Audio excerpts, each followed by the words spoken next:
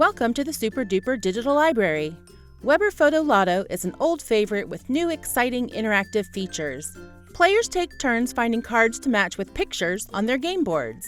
The first player to fill up the entire game board with picture cards wins. First, select the category you would like to target in the Super Duper Digital Library. Then add up to 6 players to play the game by clicking the plus sign. You may add the student's name and avatar by clicking the Edit button. Close out of the window when you are finished. Then click the Next button. Double play allows a player to have another turn following a match. After the second turn, play will continue to the next player. A randomized board within the category you've selected will be assigned to each player. The first player clicks the top card from the play deck.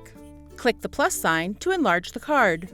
If the card matches one of the pictures on their game board, drag and drop the card on top of the matching picture on the board. If double play is selected, the player may draw another card. If the card does not match any of the pictures on the game board, drag the card to the discard deck. Then the game will continue to the next player. With each turn, a player may choose the top card from either the play deck or the discard deck. If a player draws a free B card, the player may place the card on any space in the game board. Once this card is placed, it cannot be moved again. The first player to cover the entire game board wins.